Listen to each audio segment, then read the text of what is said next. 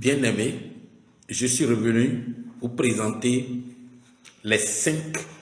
ou 6 comportements diplomatiquement nuisibles du gouvernement togolais qui ont obligé l'État béninois à procéder à l'enlèvement du frère Rumbi ou de Steve Amoussou. Je répète, les 6 ou 5 comportements du gouvernement ou de l'État togolais diplomatiquement nuisibles à la bonne relation entre le Bénin et le Togo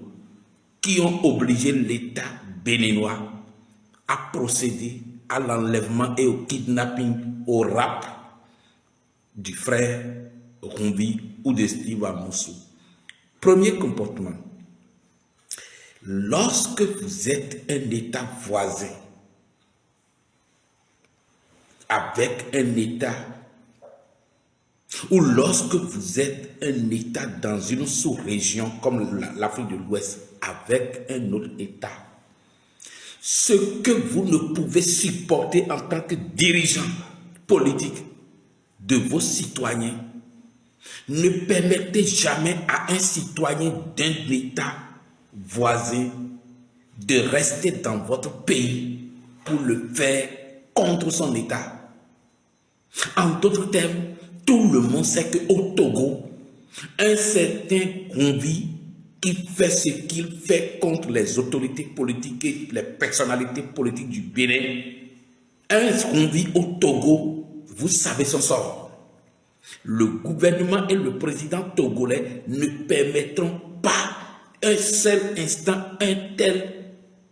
comportement ou de telles chroniques ou de telles diffamations ou de telles attaques personnelles sur des personnalités politiques du Togo. Un Rumbi ne peut exister au Togo. Et pourquoi alors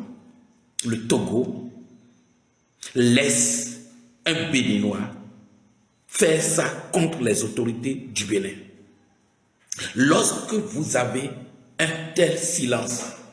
constaté de la part du Togo sur les chroniques du frère Rumbi ou de Steve Rumbi ou de Steve Amoussou qui reste au Togo dans ces 4 murs en toute sécurité pour déballer des dossiers comme ça, des diatribes comme ça sur des autorités politico-administratives du Bénin sur le sol togolais, le Bénin ne peut plus, face au silence du Togo, faire confiance à l'État togolais pour arrêter ce type-là. Mettez vos commentaires et vos critiques et je suis là parce que lorsqu'il s'agit de raisonner, laissez la politique de côté et parler en ayant le sens de l'État. Mon sens de l'État dérange ceux qui sont opposants à talent. Parce que le sens de l'État signifie que je ne raisonne pas à cause de celui qui est là au pouvoir, mais à cause de l'État et des principes cardinaux de gouvernance de l'État. Deuxième comportement diplomatiquement nuisible aux bonnes relations entre le Bénin et le Togo dans cette affaire, dit Steve Amoussou, c'est le fait que Steve Amoussou aurait le statut de réfugié. Donc son comportement sur le sol togolais régi par la loi 2016-21 du 24 août 2016 portant statut des réfugiés au Togo. J'ai même appris qu'il aurait la carte de réfugié du Togo. Et le fait qu'il est un réfugié du Togo, un citoyen béninois réfugié au Togo, il est inadmissible qu'au regard de la loi 2016-21 du 24 août 2016 portant statut des réfugiés au Togo, il est impossible au regard de l'article 2 de la Convention de Genève du 28 juillet 1951 et de l'article 4 de la loi 2016-21 du 24 août 2016 portant statut des réfugiés au Togo, il est inadmissible qu'un réfugié puisse jouir d'une liberté de communication politique et d'attaque des autorités de son pays qu'il a fui, et le gouvernement togolais, qui est censé lui rappeler ses obligations relatives au respect de l'ordre public sur le sol togolais, conformément à l'article 2 de la Convention de Genève du 28 juillet 1951, il est inadmissible que le gouvernement togolais ne fasse rien pour arrêter les chroniques de frère Rouvi sur le sol togolais en tant que réfugiés. Un tel comportement, un tel silence face au déroulé, au développement normal des activités de diatribe du frère Rouvi ou du Steve Amos sur le sol togolais avec son statut de réfugié crée ce que je peux appeler la crise de confiance entre l'État béninois et l'État togolais. Parce qu'aucun réfugié togolais sur le sol béninois ne peut se donner à un tel exercice sans que le régime de Patrick Talon l'interpelle et le dépose. Pourquoi le Togo, par bienséance diplomatique ou par courtoisie diplomatique ou par solidarité internationale entre États, n'a pas pris ses responsabilités au regard de sa propre loi, la loi 2016-21 du 24 août 2016 portant statut des réfugiés en son article 4 et l'article 2 de la Convention de Genève. Pourquoi l'État togolais a laissé Steve Amos ou frère Rouvi continuer à exercer librement son activité de communication politique et de diffamation des autorités politico-administratives du Bénin alors qu'il est réfugié et ne peut que se taire pour jouir de son statut de réfugié sur le sol togolais? Un tel comportement ne peut pas inspirer confiance à l'État béninois pour dire j'envoie un mandat d'arrêt international contre celui-là pour compter sur le gouvernement togolais pour me le déférer. Vous êtes d'accord avec moi? Troisième comportement diplomatiquement nuisible du gouvernement togolais qui justifie que l'État béninois par pis-aller soit obligé de procéder à la manière la plus illégale pour obtenir l'arrestation de ce type.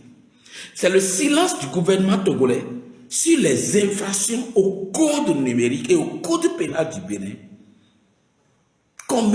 commises fréquemment dans ces chroniques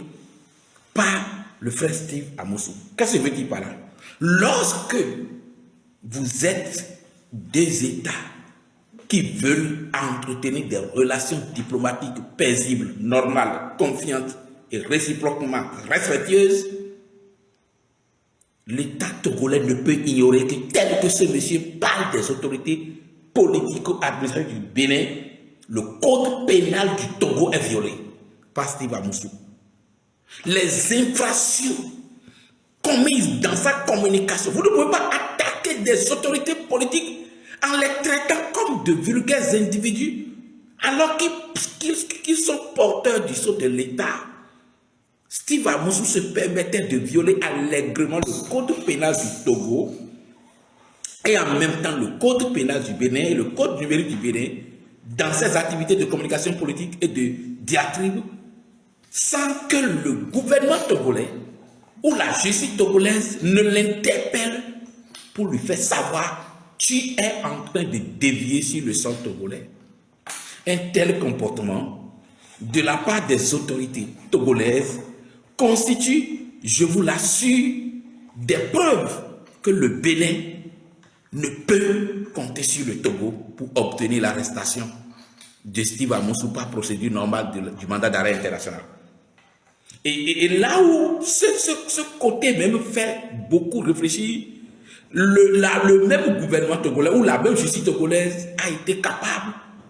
de décerner mandat d'arrêt international contre ceux qui sont venus l'enlever, comme si